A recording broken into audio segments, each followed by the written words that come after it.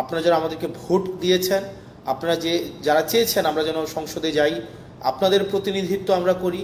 আপনারা আপনাদের প্রতিনিধিত্বের জায়গা থেকে আপনারা অনেক জায়গায় আশাহত হয়েছেন, অনেক জায়গায় আপনারা আশা পেয়েছেন। গভীর রাতে হঠাৎ লাইভে এসে মুখ খুললেন জাতীয় নাগরিক পার্টির দক্ষিণাঞ্চলের মুখ্য সংগঠক হাসনাত আব্দুল্লাহ। সাম্প্রতিক রাজনৈতিক পরিস্থিতি ও একাধিক গুরুত্বপূর্ণ ইস্যু নিয়ে বক্তব্য দিয়েছেন তিনি, যা দেশ জুড়ে আলোড়ন সৃষ্টি করেছে।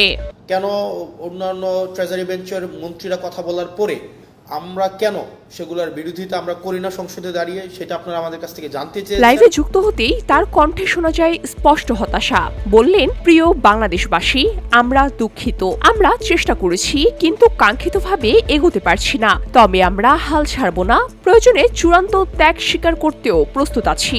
প্রিয় বাংলাদেশবাসী, আমরা আমরা আমরা সরি, আমরা পারছি না। তবে এর মানে এই না যে আমরা হাল ছেড়ে দেব। আমরা আমাদের শেষটা দিয়ে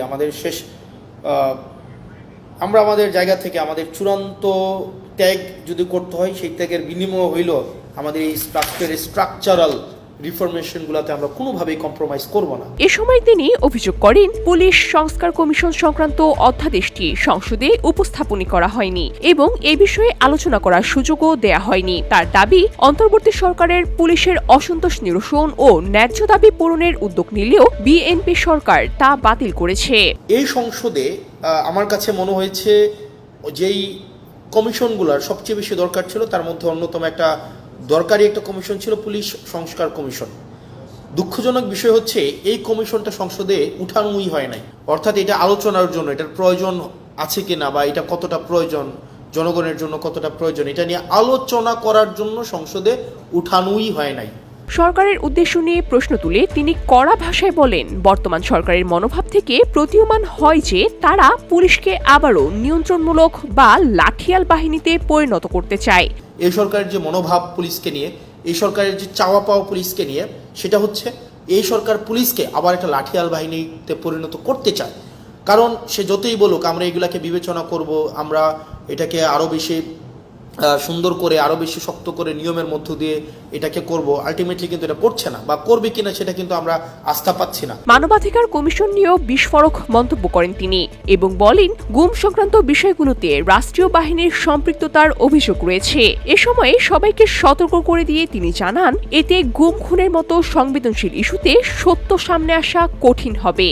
সুপ্রিম কোর্টের সচিবালয় সংক্রান্ত অধ্যাদেশ বাতিলের বিষয়েও উদ্বেগ প্রকাশ করেন হাসনাত আব্দুল্লাহ। তার মতে, এই সিদ্ধান্তের মাধ্যমে বিচার বিভাগকে পুনরায় আইন মন্ত্রণালয়ের অধীনে নিয়ে আসা হয়েছে, যা বিচার বিভাগের স্বাধীনতা ও নিরপেক্ষতাকে প্রশ্নবিদ্ধ করে এবং বিচার ব্যবস্থার রাজনৈতিককরণের আশঙ্কাও তৈরি করে। পুরো বক্তব্যে তিনি সরকারের বিভিন্ন নীতি ও সিদ্ধান্তের সমালোচনা করে সুশাসন, জবাবদিহিতা এবং প্রাতিষ্ঠানিক স্বাধীনতার উপর গুরুত্ব আরোপ করেন। নেটিজেনরা বলছে, হাসনাতের এই লাইভে উঠে এসেছে তার ভেতরে জমে থাকা ক্ষোভ, হতাশা এবং লড়াই চালিয়ে যাওয়ার স্পষ্ট ঘোষণা। আর শেষ কথায় আবারও দৃঢ়তা, আমরা থামব না। বিশ্লেষকদের মতে এই লাইভ শুধুমাত্র আবেগ নয়, এটি ছিল একটি রাজনৈতিক অবস্থান স্পষ্ট করার প্রচেষ্টা।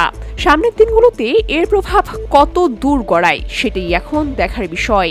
যদি কেউ শত্রু হইতে চায়, মানে আমার প্যারা নেই, কিচ্ছু আসে যায় না। প্রিয় বাংলাদেশবাসী, ভিওডি বাংলা নিউজ ডেস্ক। কারা বাংলাদেশের বিরুদ্ধে অবস্থান নিচ্ছে, অ্যাসালমের পক্ষে অবস্থান নিচ্ছে, কারা সংস্কারের বিরুদ্ধে অবস্থান নিচ্ছে।